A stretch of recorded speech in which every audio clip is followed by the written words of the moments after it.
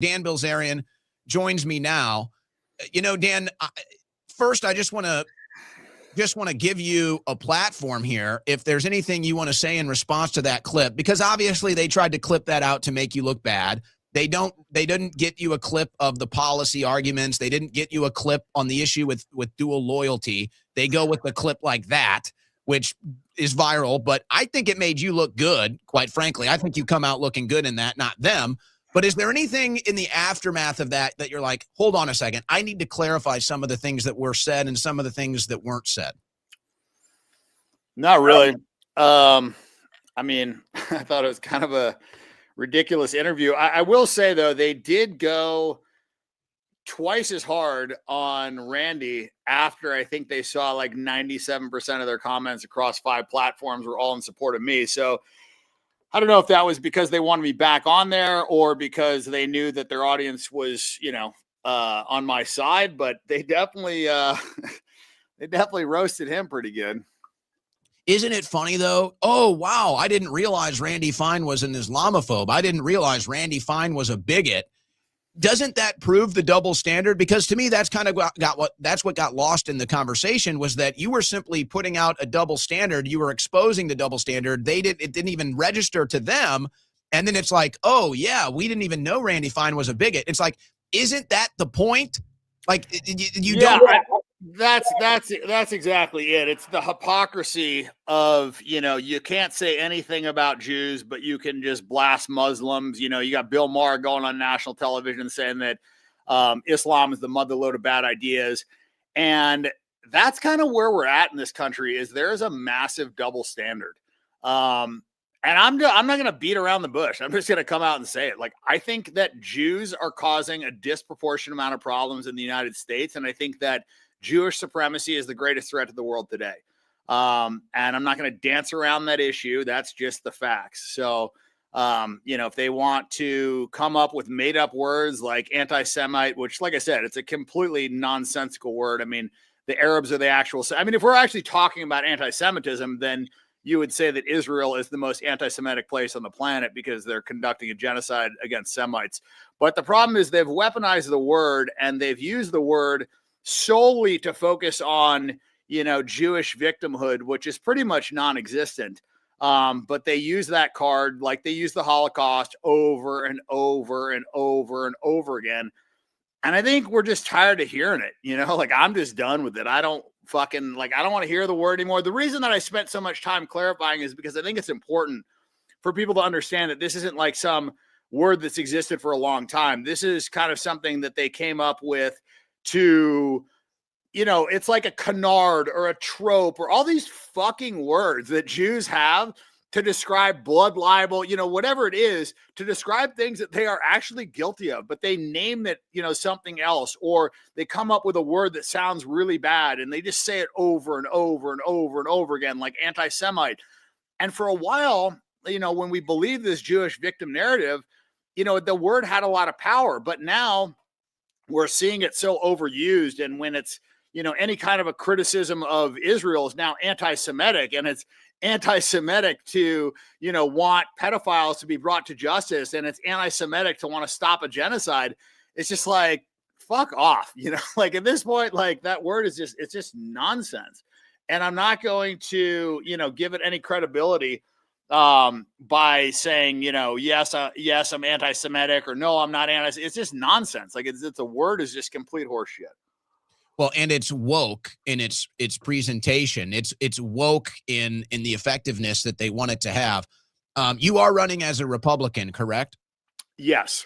So the reason why I ask this is because let's come at it through the left-right paradigm here for a second, even though I think both of us would probably agree the left-right paradigm is kind of useless right now, but it is still there.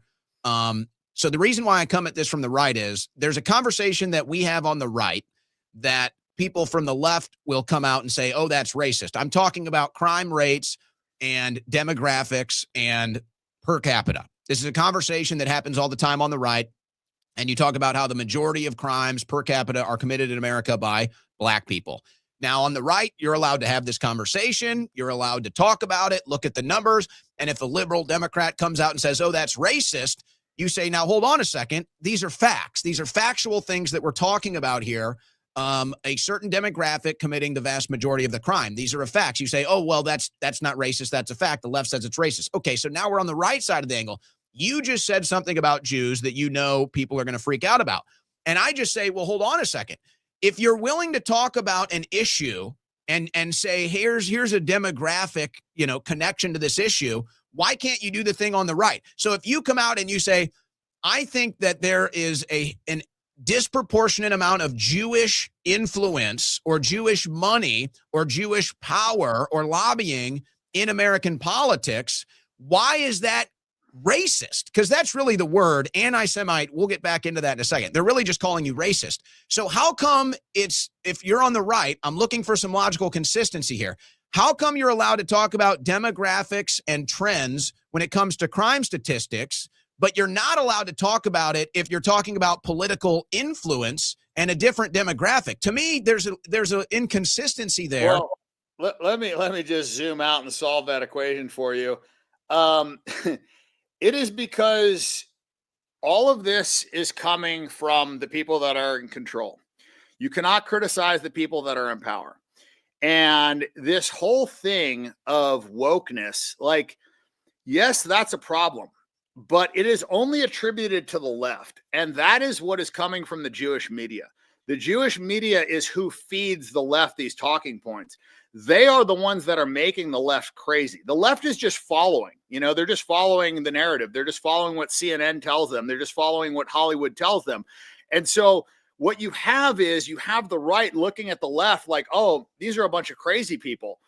And I think it's just bad programming. So I don't get mad at the left. I get mad at the people that are feeding the left their talking points. And you ask why you can't criticize Jews is because they are the ones that are actually controlling all of this. That's why it doesn't matter if you vote Democrat or you vote Republican, you still get, $100 billion sent to Israel, $100 billion sent to Ukraine, whatever. Like, you still are supporting these Jewish causes because at the end of the day, those are the people that are actually pulling the string. So if we want to talk about the real crux of the problem, it's Jewish supremacy. It's not a left versus right. It's not a Christian versus Muslim. It's not white versus black.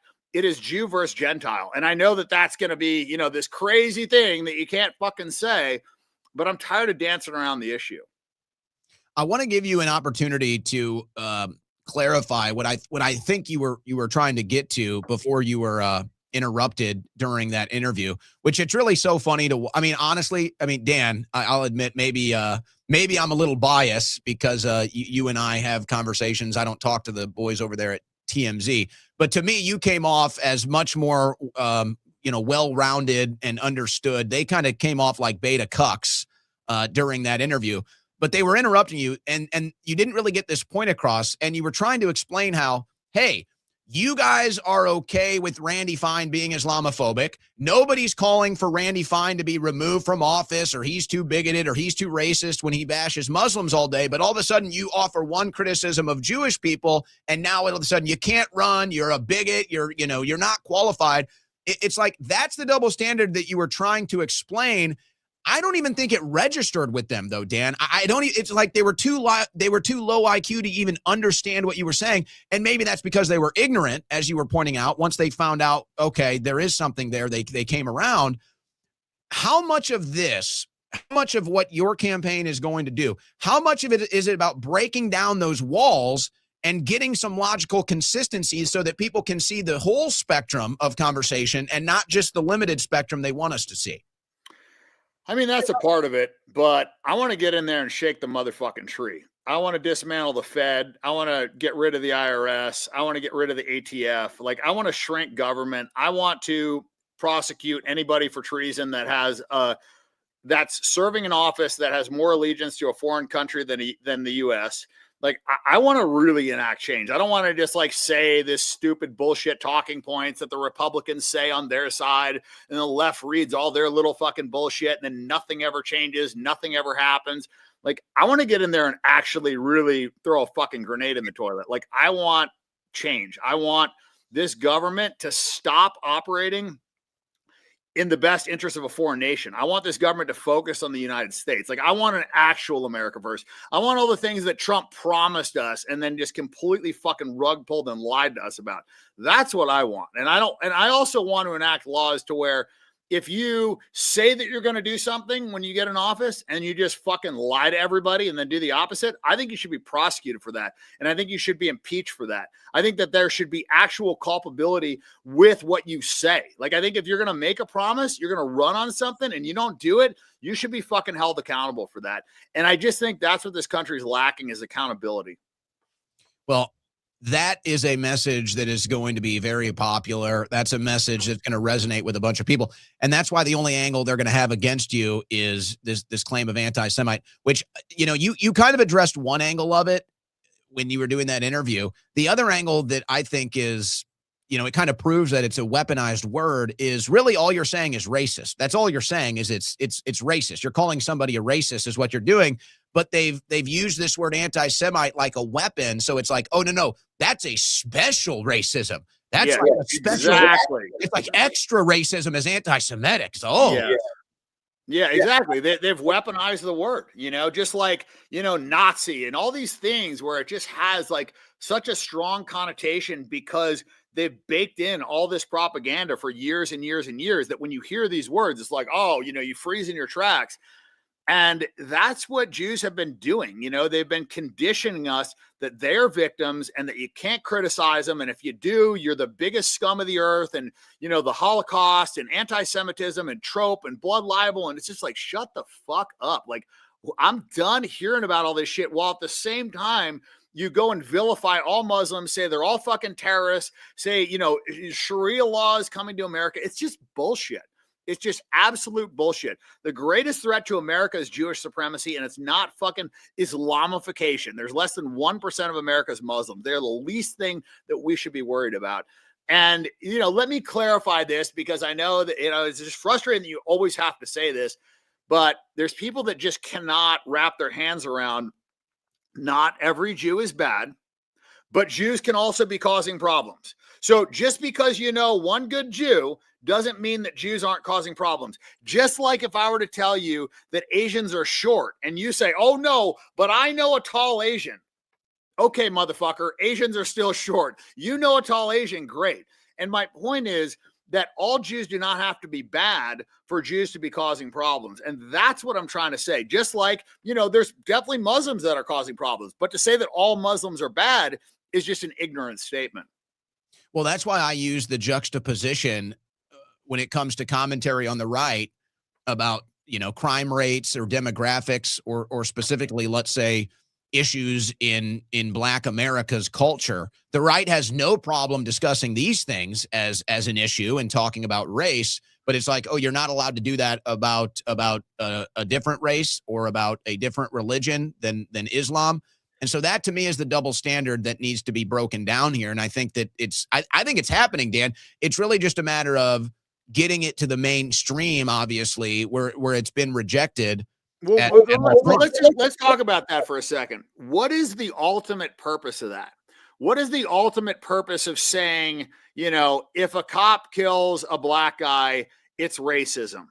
If, something happens to a Jew, it's anti-Semitism. But then if something happens to a white person, whatever, you stab this poor innocent Ukrainian girl on the subway. Nobody helps her. Nobody gives a fuck. This guy's going to get off, But if that was a Black girl, if that was a Jewish person, it would be hands across America, would be posting black squares, would be going crazy, would be burning down fucking police stations. So what actually is this? I'll explain it. It's very simple. It's an attack on whites. That's what it is, plain and simple. And that's coming from the Jewish community. And you see it over and over when they say, kill a white person today, or they tweet some crazy, vile thing against whites. And then 20 tweets later, it's like, oh, I'm not white, I'm Jewish.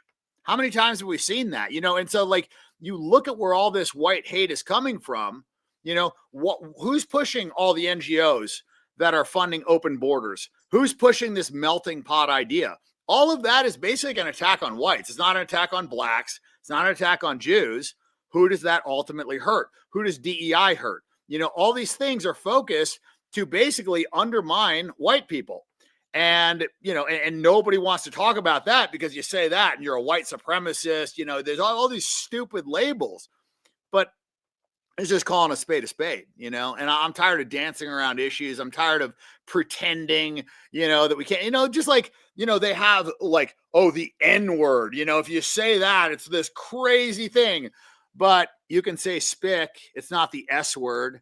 You can say cracker. It's not the C word. What they do is they create this like this victim narrative that they show, oh well, blacks are perpetual victims and Jews are victims, so if they're a part of a victim category, all of a sudden they get special treatment. You can't talk about them, you can't criticize them. They don't give a fuck about black people. They just use blacks so that they can also inherit all those victim category rights. And the funny thing is, the whole thing of like, one of the reasons why I think blacks are kind of being violent against whites is because of this whole like slave narrative that's been push and push and push. The funny thing is, when you actually dive into it, you realize that Jews were disproportionately responsible for the slave trade. And they shut the slave trade down on all Jewish holidays because not enough people would show up, to the auction. So, Malcolm X talked about this. It's one of these things where you have to really question things that they tell you cannot talk about. It was hilarious in that interview, and you called them out on this, and they quickly, I think, backed down because they realized how ridiculous it was. And then they went on to, I'm sure you heard the shock. Oh my, he said the N-word. Oh, it was like the whole TMZ studio went into a conniption fit, like they're all children. And that's really what got exposed, is it really is an immature mindset here. And it was so great the way you phrased it. It's like, are we not adults? Can we not have a conversation? So like it's not racist to say a word. And I also think it's important to say these words because it removes, the stigma. It removes the shock, here's the bottom line. Everybody's fucking equal. Nobody's better than anybody else. And if you actually want to end racism, which they don't, by the way, they don't want to end racism, but if they actually wanted to end racism, they would accept the fact that everybody's equal. You don't need to put people in victim categories. You can't have blacks say, heinous things about whites, or Jews say heinous things about whites, but then you can't say things about them. It would be no double standards. Everybody's equal. That's the only thing that works. When you try and say, oh, well, a black guy can say nigga, but a white guy can't, or if you say the hard R, it's just all these nonsensical things. Like, just shut the fuck up. It's words. Like, when I grew up, if there was a word that could trigger you, that could get under your skin, everybody would fucking say it to you. And that went for my high school. That went for the military. I don't give a fuck what race, what religion you were. You better have thick skin. And we've lost that, and now today, everybody's so sensitive and they're so triggered, and a word is just going to get them to fucking fight people. Meanwhile, our fucking politicians are fucking children. We're paying to bomb children's schools, and nobody's focused on that. But if you say a word, people lose their fucking minds. That tells me that there has been propaganda, programming that is not conducive to logical thinking. And that's the problem today, is like everybody is like so ingrained in this propaganda, and you have to think this, and you can't say this, and you can't do this. And it's just fucking bullshit. You need to zoom out and you need to analyze things for yourself.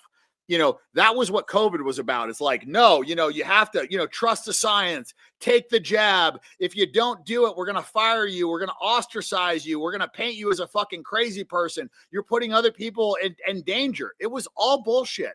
And that came from the government. So to me, when people lie to me over and over and over again, I stop trusting them. And I just think there needs to be some real fucking accountability with politicians and with the government. The government should never lie to you. Ever. Ever, ever, ever. The government is supposed to serve the people, not fucking manipulate the people. They are there. Politicians are there to serve the country, not to have the country serve them. And that's what we have right now. We've got the people, serving the government. The government is basically taking advantage of the people. People in political office are, they're using the system to get rich at the people's expense. And that shit needs to fucking stop. And it looks like, our guy, Trump, may be the worst offender of it. And if my fucking guy, if logic logic can't be applied universally, it's not logic, it's propaganda. And that's what you exposed in that conversation. But what was even crazier is when they tried to claim that Jew, they were accusing you. They said that Jew was also a racial slur, which of course that's news to everybody. I didn't know that, but okay. So then they say, oh, Jew is a racial slur. Meanwhile, he's saying Jew this, Jew that. It's Jew all day long. They don't censor any of that, but they did censor one word, Dan. They did bleep one word, and it wasn't Jew. I mean, it's just nonsense. Everybody saw through it. The beauty is that people are awake to this shit, and you see that in the comments. Like, if you look across their 5 platforms, it's like 95% of the comments are on my side, which is probably one of the reasons why they roasted Randy so bad and exposed the double standard. And that gives me hope, right? It gives me hope that people are finally kind of like waking up to what's going on. I just hope that's reflective of most of America. My fear is that the young people know what's going on, but the older people that are actually casting the votes don't. Those are the people that are kind of like still plugged into to Fox News and still kind of like, buying the propaganda. And so, the real question with this election is going to be, can we mobilize the youth to actually fucking do something, to stop being lazy, to get off their fucking TikTok and to go cast some votes and to go actually have a say. And I think my running might change that. I think people like me running, like the Marine McGinnis, he's actually running for Senate.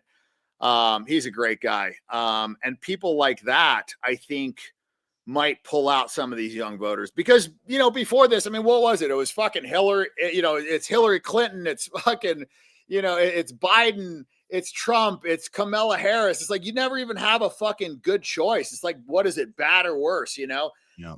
But I think if people that are coming into office for the right reasons start running, I think then people will stop being so black-pilled. They'll feel like they can actually do something. Well, I do think that your race is going to be one of a couple in this midterm election cycle that we're going to get an idea of where that's at. And when you talk about the youth vote, I do think, because it's always going to be a numbers game, I think that we're on the cusp.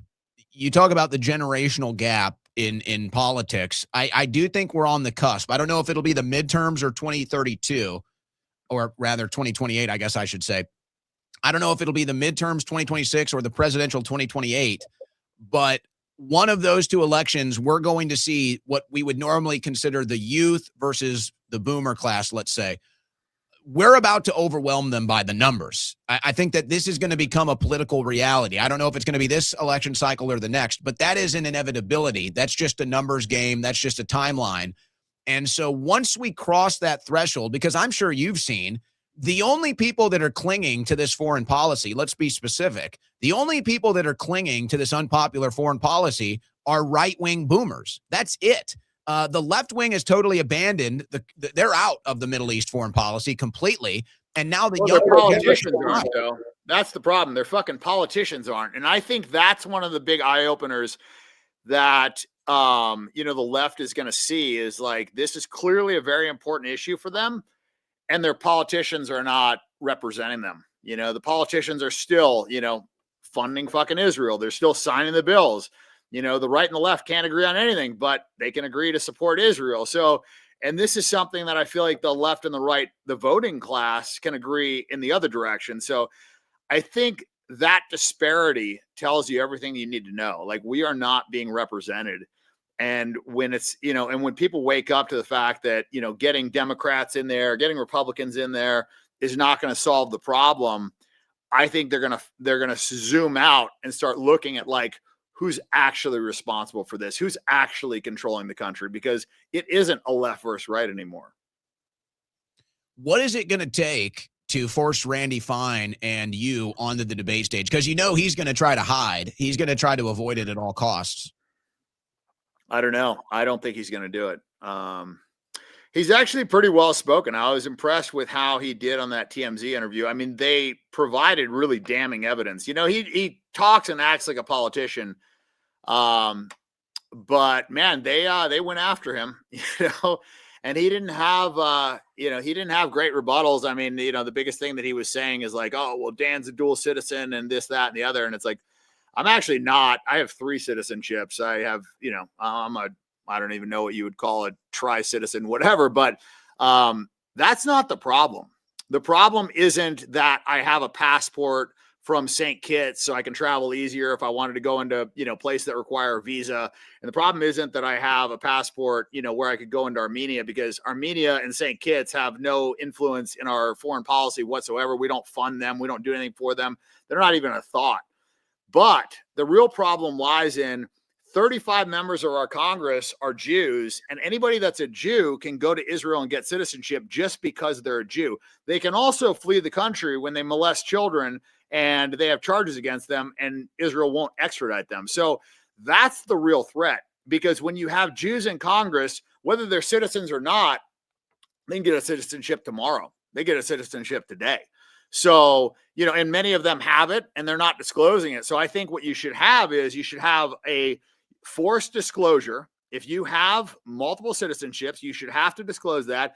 And that should take you out of having the ability to vote on any issues involving that country. Randy Fine should not be able to vote on anything concerning, on anything concerning Israel. And he certainly shouldn't be able to walk around and fucking vote for other people like he's done in the past. But that is the threat. The threat is having Jews in Congress that have more allegiance to Israel than they do to America, and voting and enacting laws to this country's detriment. And to me, that's treason. And that's what we need to fucking crack down on. And by the way, Randy Fine would say that exact same thing, except aim it at Muslims. And so if you're allowed to hold that. Well, I mean, what do we have? 3, 4 fucking Muslims in all of Congress? Like, what was this idea that Muslims are a threat to us or they're a problem? It's just complete fucking bullshit. The only ones that would be a threat are the ones that came across the border illegally because they decided to flood our country with the worst possible, candidates, right? Because anybody that's going to do it legal, you're going to make them wait 8 years. They got to, go through all this paperwork. But if you want to swim across the border with a fucking pistol and a pocket full of drugs, come on in. You want to fucking come over here from a war-torn country where the U.S. funded the bombing of your fucking relatives? Come on in, no problem. And then can you blame those people if they're fucking angry at America? If they're angry because of our support of Israel. So, that's kind of the issue. It's not the people that are coming in here legally. And, and Trump was talking about, oh, I'm going to deport, blah, blah. It was all performative. What did they end up doing? They ended up shooting some fucking U.S. citizens. They didn't even deport 1 million so far. They've been at this for it's just nonsense. Like it's just a bunch of empty promises. But yes, I mean, if you want to talk about actually doing something, you should be deporting all the people that came in here illegally. And if you want to let people in this country, fine, just have them go through a process, or else what's even the fucking point of having a passport? Why even have border checks? Like, you know what I mean? It's just all you're doing is inconveniencing everybody that's doing it the right way. Or why have any laws? It's like, why should I abide by any laws if we have a wide open border and anybody can come in here and get welfare, by the way? So I'm sure you're going to see some of this as you get more into the weeds of this race. Randy Fine, I don't know if it's still there, but Randy Fine for a while had an Israeli flag in his office. He's trying to distance himself like, oh, I'm not a citizen of Israel. He not only had an Israeli flag in his office, he violated the U.S. flag code. He had it higher than the U.S. flag. And when you see Fine coming out and saying, oh, well, I proposed the bill against dual citizenship. I'm proposing bills against dual loyalties. Hold on a second. Thomas Massey proposed those bills a year ago and Fine voted against them. So Randy Fine voted against the bill when it was Massey and then reintroduced it as his own like it was his idea. It's all bullshit, man. It's all bullshit. He's Jew first, Israel second, and America fucking last. And it's not going to change. And most of these Jews are like that. You look at all the top neocons, it's like 90-something% of all the neocons are all fucking Jewish. All the people that are pushing us to go into these foreign wars are disproportionately Jewish. Yet the people enlisting in our actual military, they're massively underrepresented. So they want to push, American Christians to go fucking die in foreign wars to benefit Israel. But in the meantime, they're not putting any boots on the ground from Israel, and they're not joining our fucking military either. Did you know the top 5 countries that we fund, Israel's number 1? And did you know out of all 5 of those, 4 of them have sent us troops to help, assist in war efforts. The only one that hasn't is fucking Israel. So how is it that the country that we've given the most aid has given us the least amount of support? How does that make sense? The only sense I could even begin to fathom is, one, the reason why our politics get slanted to such a degree is blackmail, right? I mean, there's just blackmail, whether it's Epstein stuff or whether it's financial stuff. But then two, and I know you're familiar with this. You're a military guy. You understand military tactics. The Israeli military operates totally differently than any other military on earth. And they love to make this claim about they're the most moral. That's extremely debatable, if not outright ridiculous. But as you know, what the Israeli military does differently, and this is why I don't think they join the U.S. military, the American Jews would rather serve in the IDF than they would the American military. That's because what the IDF does is they go and just bomb everything. The first thing they do is a military demolition. We saw it in Gaza. We're seeing it in Lebanon. So they just annihilate everything before they send any boots on the ground. And I guess you could make the argument it's the lowest chance of having any casualties in your military, and I guess maybe that's their argument here. But that's what they do. They don't put their people in harm's way. They're not going boots on the ground. They're not looking for the bad guys and risking their lives. They're going to, here's an apartment building. There's one guy in it. There might be 100 other people. Just bring down the whole building. Screw them. They don't give a shit if there's one guy in there or not. They want to destroy all of Gaza. They have done it. They've destroyed every single working hospital. They've bombed every church. They've bombed like 90-something% of all the schools. This is not a humanitarian effort. They've used human shields, literally strapped Palestinians to the front of their fucking tanks, sent them in when they're clearing buildings, pushed them through the fucking door. They've used human shields by every definition of the word. And in fact, if you look at Haaretz, I mean, they've done multiple articles of this. So they don't even deny it. I would say that they are one of the least moral armies. They've targeted children. I mean, how many doctors have come forward and said that, all these children have been sniped in the head, I was in the military. Like I went through, a bunch of fucking SEAL training. We shot a bunch of guns. Like I went through some sniper training, and there's no version of you looking through a high power scope and not being able to tell whether or not you're shooting a fucking child. Like you don't take a shot until you are 100% sure of what you are shooting and what is behind the shot that you're taking. So this idea that a sniper could accidentally shoot a child is just complete fucking nonsense. Like these guys are looking through 30 power optics. Like they're seeing the fucking, the amount of hairs on that person's face. So when a sniper deliberately shoots a child in the head or in the heart over and over and over and over again, and you've got doctors testifying to this, I think you have a real problem, and I think the problem comes in that they think that they're better than everybody else. They've got a religion of supremacy, and they're trying to remove all the, legitimate Palestinians from that land. They want a greater Israel. They're not, being too shy about it. They've invaded Lebanon. They're trying to take fucking land. These are war crimes. You're not allowed to forcefully take land. We established that, and they don't give a shit. They don't want peace. They just want to take more land, and they're using us as a pawn to accomplish their objectives. And I think everybody's kind of like, getting wise to this. Yeah. Not just getting wise to it, but getting very upset about it, to say the least. And I guess if you were going to want to harvest some organs, the headshot would be the way, Dan. Well, I mean, they've talked about, they have, like the largest skin bank, it's like they talk about, they've, harvested tons of Palestinian organs, their skin, the whole thing, Israelis don't do that. So yeah, I mean, their whole society's a problem. It's sick. I mean, you see what they're doing on the, West Bank, and none of that can be attributed to Hamas. There's no Hamas in the West Bank.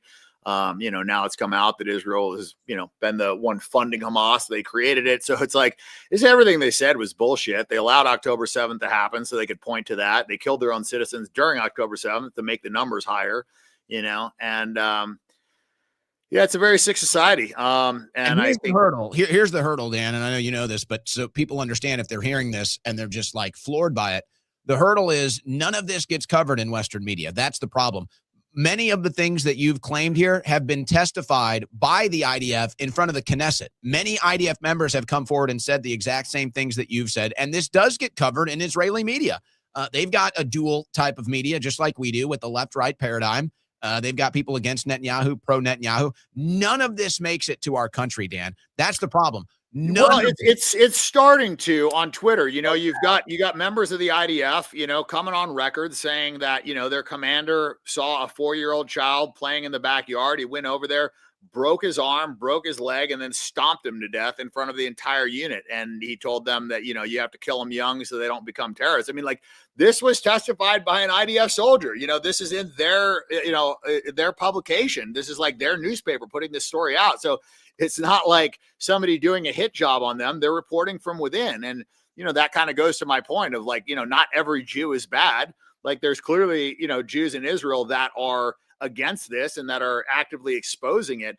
But the problem is the majority of that society is in favor of this. I mean, they set up, you know, like they set up observation nests for them to watch the bombing of Gaza. It's, you know, it's like predominantly like a very sick society, and they've been operating like cruises. They do like cruises where they go by and they're like, ooh, ah.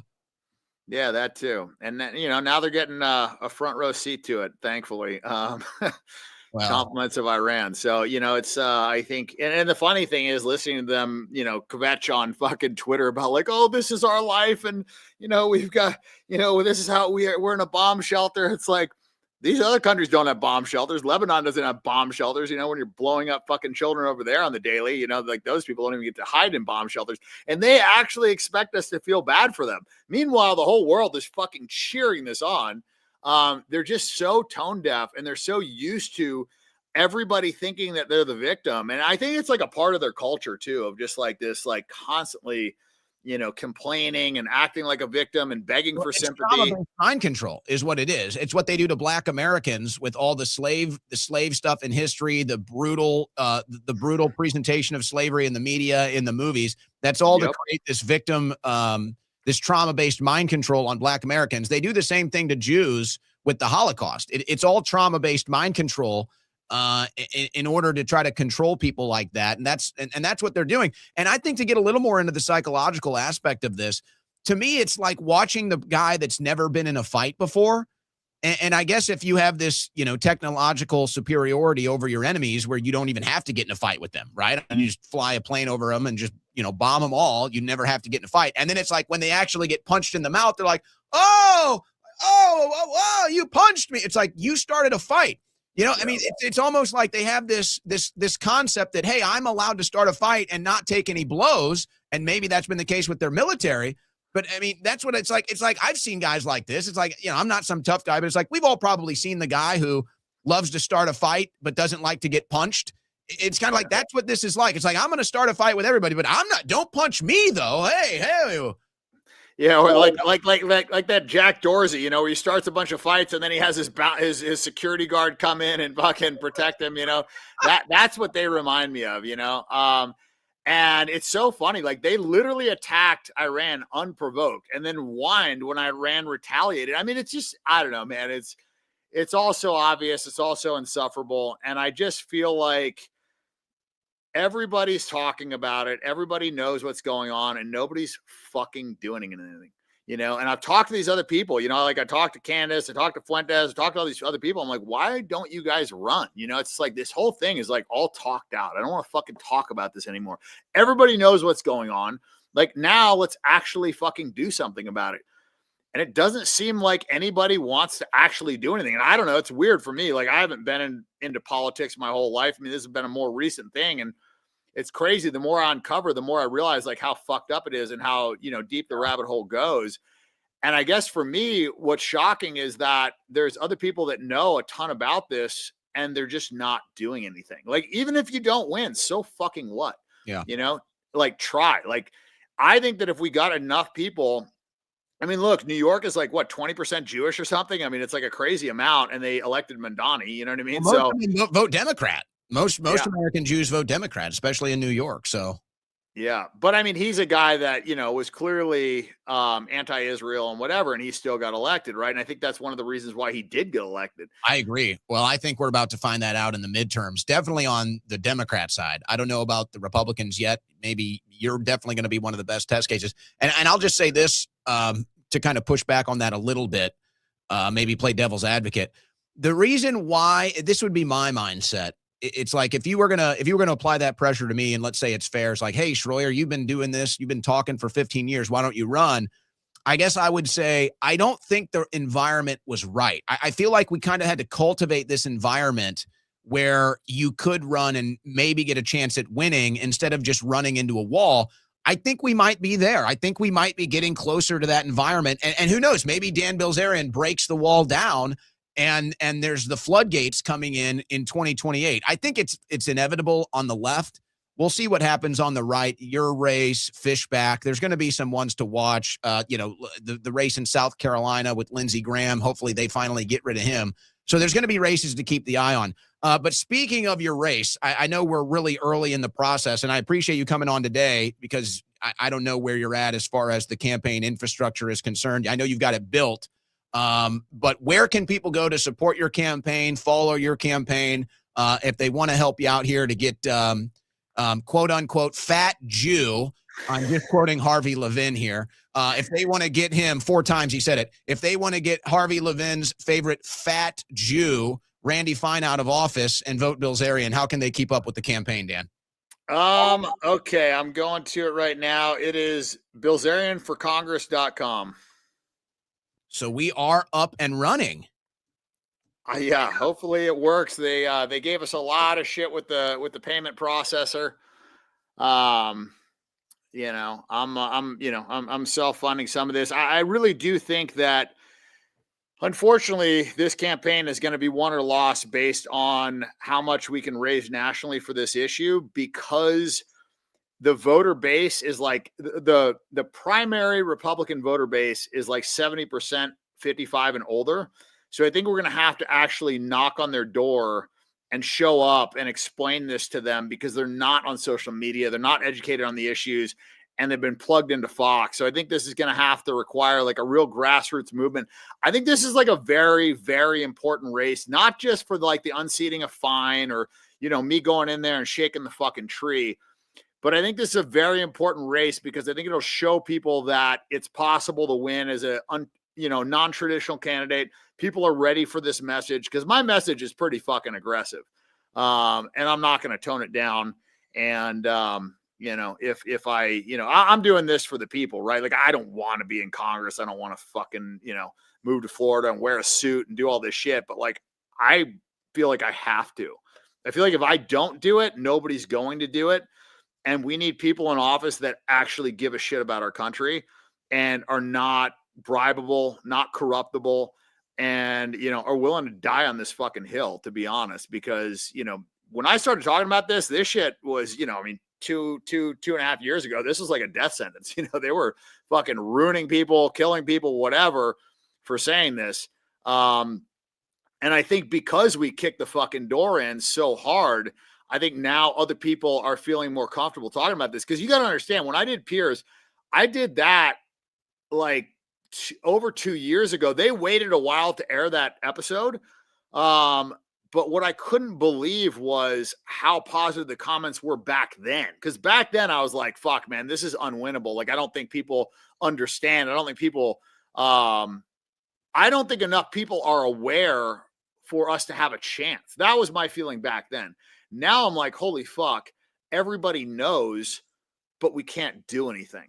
And so that's why I feel like I honestly feel like we have a short leash. Like, we have a very short timeline for this. I think if we don't take control of our government in the next 2 years, I really think we're fucked. Like, and I'm not just saying that. Like, I really think we're fucked. Like, I think Palantir is, fully in place. I think they're monitoring everything. I think that they stop any kind of resistance before it even is considered. I think anybody that could be a potential leader, they squish, smear, whatever. I'm waiting for the fucking smear campaign to come out against me. Who knows? It's bound to happen, right? And you've seen it historically. So I think that, this is very important to do, because I think by 2028, if we don't get somebody in office, and I mean not just like some congressmen and senators, I mean we need a president that's going to really change things. I think it'll be too late. That's my honest opinion. Bilzerianforcongress.com. There is the homepage right there. and the donate link, and then all of the socials that you can follow Dan on. Well, Dan, I think that you're obviously running for the right reasons. And the one thing that you say that I think resonates with many people, which is we need some. This has to be a labor of necessity. This has to be a labor of survival, not a labor of, hey, I'm trying to get famous or rich or grow my profile. You certainly don't need any of that. For you, this is an existential crisis our country is in, and you're stepping up and you're running for Congress, even though you know the slings and arrows are going to come after you. So I think you've said it all, Dan, but if there's any closing statements you want to make before we let you go, have at it. I'm all good, brother. I appreciate the time and the conversation. This was good. I think it'll help wake people up to the real problem. Well, no doubt about it. And the recognition, the name recognition of Dan Bilzerian, the popularity is going to give you something that Randy Fine certainly doesn't have. And so it'll be interesting to watch. I know you're not going to hold back. That's not the Bilzerian way. Yeah, you're going to get the unfiltered. That's for sure. It'll be interesting at a minimum. And I'm definitely looking forward to the different sort of campaign techniques, let's say, that you use against Randy Fine, because there's all kinds of ammo there. I mean, I don't think the guy's going to be hitting the gym anytime soon. So, that's going to be a fun one. Yeah, he's very hateable. He's very hateable. All right, Dan. Great stuff. Good catching up. Cool, man. Good talking to you, brother. Bilzerianforcongress.com.